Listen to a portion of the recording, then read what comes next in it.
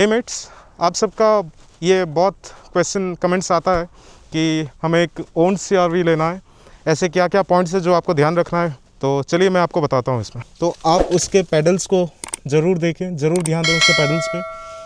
उसका पेडल घिसा हुआ नहीं चाहिए। आप देख सकते हो मेरा पेडल अभी भी इंटैक्ट है आफ्टर 1,20,000 किलोमीटर्स ऑफ ड्राइविंग। अभी भी पेडल कंडीशन अच्छा है।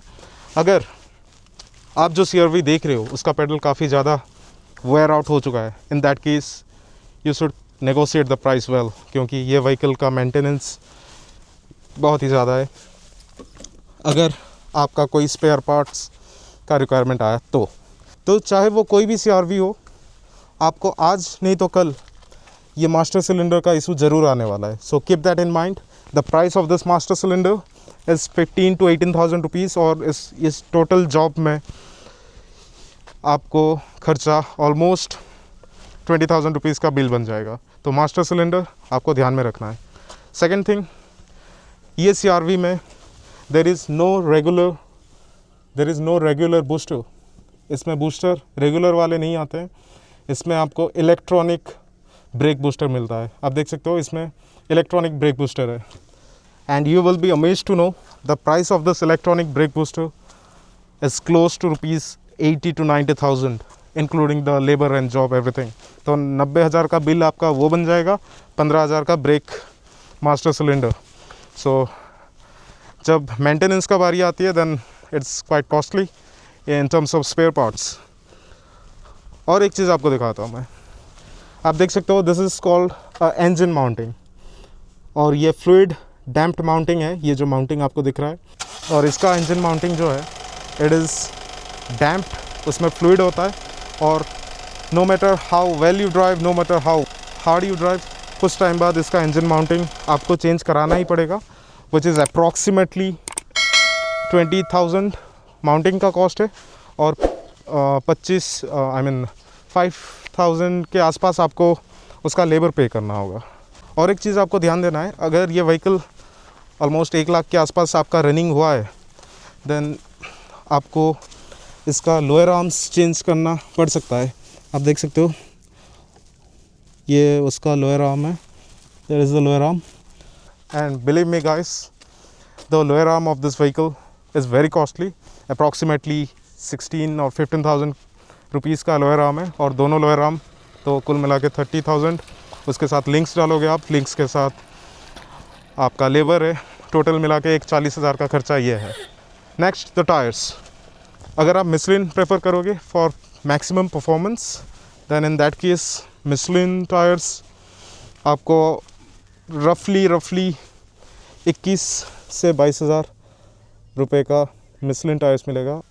और अगर उसमें मिशलिन का डिमांड ज़्यादा बढ़ गया और मिशलिन शॉर्टेज है देन इन दैट केस आपको मिशलिन टायर्स 25,000 रुपये का भी आ सकता है। और मैं ये टायर डलवाया था योकोहामा, क्योंकि मुझे मिशलिन उस समय एग्जैक्टली मिला नहीं था, और ये टायर वही 18-19,000 रुपये का आया था। And Yokohama is not that great, आपका परफॉर्मेंस काफ़ी ज़्यादा डिटोरेट हो जाता है, आपको परफॉर्मेंस मिलता ही नहीं है उससे। So I will recommend you to always consider Michelin tyres rather than any other company, या फिर आप कॉन्टिनेंटल्स भी यूज़ कर सकते हो इंस्टेड ऑफ मिशलिन्स। इसमें और एक खर्चा आपको फ्यूचर में आ सकता है, अगर वो व्हीकल में वेयर एंड टियर ज़्यादा हुआ होगा सस्पेंशन कंपोनेंट्स का, तो इसका जो डैम्पर्स है वो भी काफ़ी महंगे है। अप्रॉक्सीमेटली 2 सस्पेंशन का काम अगर आप कराते हो देन आपको अगेन 20-25-30,000 रुपये का खर्चा सस्पेंशन का काम है। Only the dampers. जो इसका स्टीयरिंग बॉक्स है, एक बार मैं इसका स्टीयरिंग बॉक्स चेंज किया था, and the steering box is pretty expensive, दो नॉट दैट एक्सपेंसिव, क्योंकि मुझे एक्सपीरियंस है। मेरा होंडा सिटी का जो स्टीयरिंग बॉक्स है इट इज़ ऑलमोस्ट रुपीज़ 61,000, और इसका जो स्टीयरिंग बॉक्स है इट इज़ 75,000 रुपीज़, जो मैं इसमें वारंटी में ही इसको चेंज कराया था। अभी भी फ़िलहाल गाड़ी वारंटी में है मेरा, एनी टाइम वारंटी तो है इसका, लेकिन किलोमीटर्स के हिसाब से it is to be exact it is 1,17,000, तो लिटरली 1,20,000 तक मैं जा सकता हूँ, और 10 साल का वारंटी मिलता है होंडा के साथ। So you can definitely check it out. और ये बेनिफिट है, अगर आपके पास एक होंडा होता है then you get the warranty, लंबा समय के लिए आपको 10 साल का वारंटी मिलता है। आजकल एलिवेट्स में ये काफ़ी ल्यूक्रेटिव ऑफ़र है, तो अगर आप एक व्हीकल चाहते हो जो रिलायबल हो and basically it should get the job done, then you should definitely consider Honda or Elevate City. Both are amazing models. आप देख सकते हो उसको. अगर आप एक न्यू बायर हो, अगर आप एक फर्स्ट कार बायर हो, then I will definitely suggest you to go for a Honda. ये चीज़ आप हमेशा ध्यान देना, वो कोई भी CR-V हो, उसका कंडीशन कितना भी अच्छा हो. जैसे मेरा व्हीकल है, ये इसमें मुझे ऑलमोस्ट 6 ईयर्स हो गया. मैं बहुत अच्छे से इसको मेंटेन किया हूँ. हमेशा शोरूम से ही ये सर्विस होता है, कभी बाहर से सर्विस नहीं होता. स्टिल इसमें ये प्रॉब्लम आया, और ये क्या प्रॉब्लम है मैं आपको दिखाना चाहता हूँ. ये जो आप देख रहे हो, ये सनरूफ के ट्रैक्स में इश्यूज़ होते हैं, और ब्लाइंड के जो इसके क्लिप्स है वो टूट जाते हैं. और दिस इज़ प्रेटी एक्सपेंसिव. अगर आप इसको रिप्लेस कराना चाहते हो सर्विस सेंटर से, then it will cost you approximately again 20,000 for both the job, और आप उसमें 5-6 हज़ार रुपये का लेबर एक्स्ट्रा ले सकते हो. जो इसका ब्लाइंड्स है, उसमें एक ट्रैक है, और वो ट्रैक्स में एक क्लिप रहता है जो उसको ऑपरेट करता है.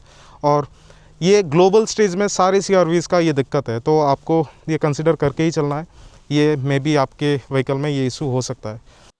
और एक चीज़ जो आपको इस व्हीकल में ध्यान देने वाली बात है, वो है इसके रियर टायर्स. इसके रियर टायर्स काफ़ी ज़्यादा डिग्रेड होते हैं अगर आप उसको सही टाइम पे रोटेट ना करोगे. सही मॉडल इन द सेंस, जैसे इसके साथ जब मैं ये व्हीकल लिया था, मुझे मिशलिन्स मिले थे जो OEM फिटेड टायर्स थे. उसके बाद जो मैं रिप्लेस कराया, एक सेट ऑफ मिशलिन कराया और एक सेट ऑफ योकोहामा कराया. So the Yokohamas, they didn't perform well, whereas the Michelins, they are as good as new. Yokohama अभी completely wear out हो गया है और मुझे एक नया सेट ऑफ टायर की ज़रूरत है, वो भी within 30,000 किलोमीटर्स. और Yokohama ऐसे नहीं कि बहुत सस्ता टायर था, वो भी कुछ 18-19 हज़ार का टायर्स थे, सिंगल टायर. तो क्या रीज़न है इसका tyre degradation? Of course alignment तो रहता है, लेकिन इसमें अलाइनमेंट का इशू नहीं था. इसमें इशू ये था, this is a negative cambered vehicle. तो इसके पीछे के जो टायर्स है, top side of the section gets lean towards the vehicle, which means it's a negative camber. तो नेगेटिव कैम्बर में क्या होता है, जो आपका inner edge of the tyre है वो सबसे ज़्यादा लोड लेता है. और जब आपका इनर एज ज़्यादा लोड लेगा and you will throw your vehicle in a corner, तो उस समय let's suppose it's a right corner, तो राइट कॉर्नर में आपके लेफ्ट टायर्स पे लेटरल फोर्स ज़्यादा आएगा, उसके ऊपर व्हीकल का लोड ज़्यादा आएगा, और वो कॉन्टैक्ट पैच को कम्प्लीटली स्ट्रेट करेगा, जिससे लोड इक्विटेबली डिस्ट्रीब्यूट हो. तो अगेन जो लोड उस पर आ रहा था, it will just exponentially it will increase. तो वो पीछे के टायर्स और काफ़ी ज़्यादा लोड ले रहा है.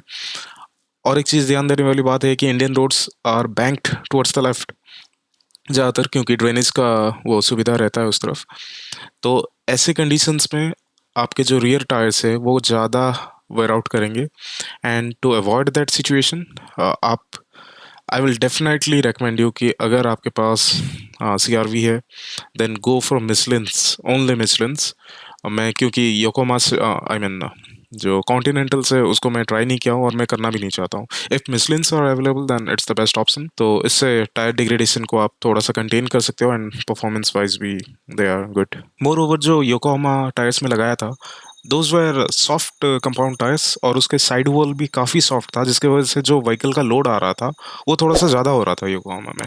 वेयरएज जो मिशलिन्स के साइड वॉल है वो काफ़ी स्ट्रॉन्ग है, और ऐसे कैम्बर्ड व्हीकल के लिए ही वो बने हैं, जिससे जो लेटरल लोड भी आएगा तो साइड वॉल स्टिफन होने के रीज़न से थोड़ा सा वो अच्छा लोड बियरिंग कैपेसिटी रखता है.